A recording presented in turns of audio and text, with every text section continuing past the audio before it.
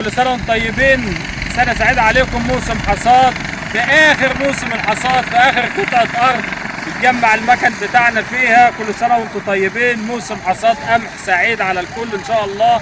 ربنا يا رب يكون جبر بخاطر كل واحد جري على أكل عيشه وقطع خطوات زي ما احنا قطعنا. الحمد لله. احنا كل سنة بنعمل لكم فيديو في أول الموسم، السنة دي بنعمل لكم فيديو في آخر الموسم. كل سنة وانتم طيبين.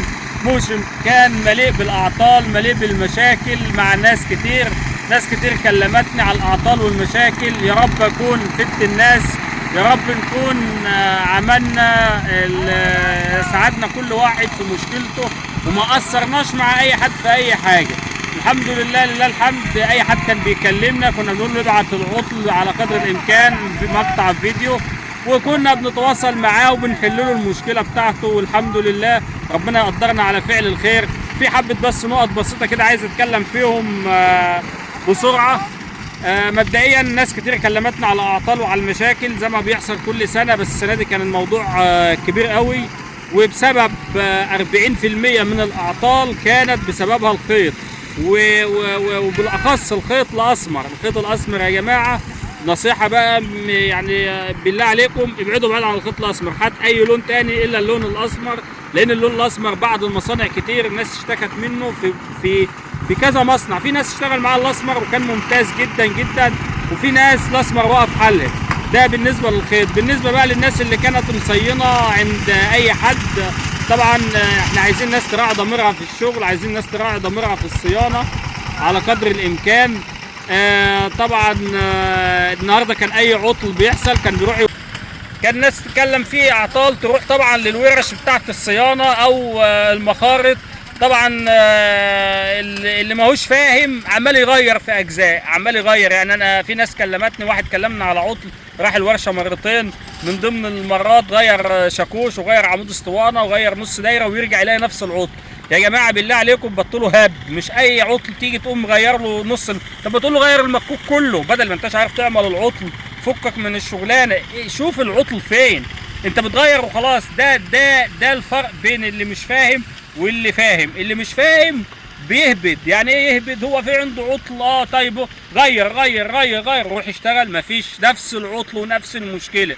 يعني فينا واحد من ضمن الناس كلمني قسما بالله غير شاكوش، غير عمود اسطوانه، غير نص دايره، غير الابره، ومفيش مشكله بتاعته ما اتحلتش. بيكلمني قلت له مين الحمار اللي قال لك غير كده؟ قال لي فلان. قلت فلان ده حمار ما يفهمش حاجه. انا طبعا مش هقول اسامي حد وما اذكرش حد الا بكله بالخير. في ناس محترمه جدا جدا على عيننا وعلى راسنا، وفي ناس فاهمه وفي ناس خبره في الموضوع.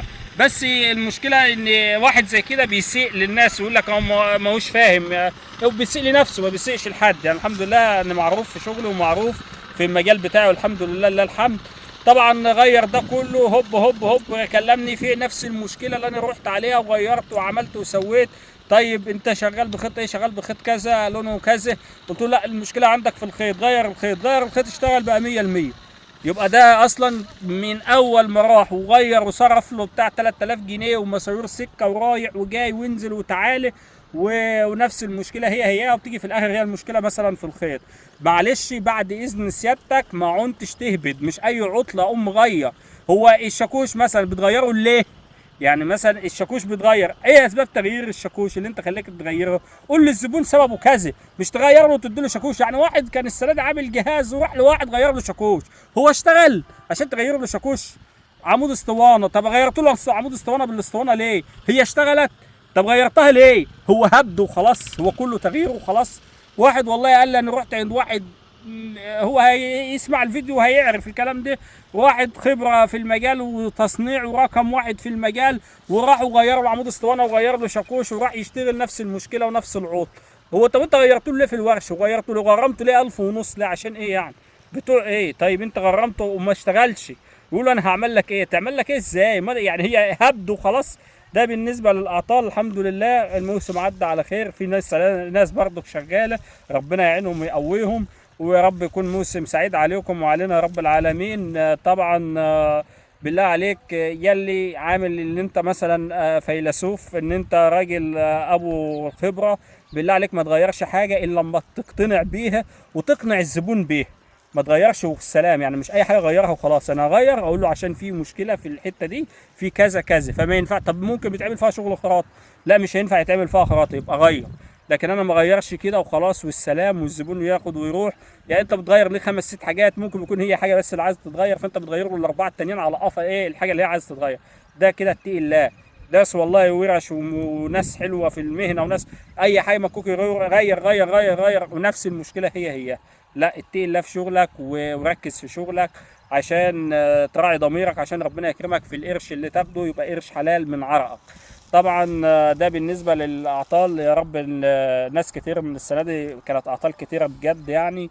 الحمد لله ربنا عنا على قدر الامكان ان احنا قعدنا نساعد الناس واحنا خدامين اي حد في اي وقت. وبرضك حاجه برضك عايز انوه عنها، السنه دي كانت ظاهره يعني اول مره نشوف الظاهره دي. الظاهره احنا يا جماعه الصيانه بتاعتنا بتنتهي من يوم 25 رمضان. الصيانه بتنتهي كل سنه اخرك شهر رمضان. بعد شهر رمضان محمد عبد الغني ما بيقبلش الصيانه، ليه؟ انا بجهز مكنه عشان اطلع بيه. فالصيانه من قبل رمضان، من اول ما تيجي تزرع القمح لحد اول رمضان كده اخر رمضان ما عدتش تسالنا على الصيانه.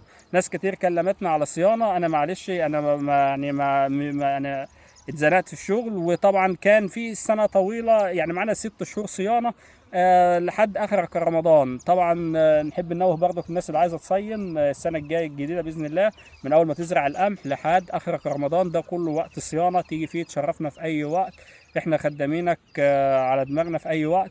طبعا ارجو ان انا ما اكونش قصرت مع حد، وكل سنه وانتم طيبين. وبمناسبه انتهاء موسم حصاد القمح والعيد داخل على الابواب، كل سنه وانتم طيبين مقدما، ونشوفكم فيديو جديد، والسلام عليكم ورحمه الله وبركاته.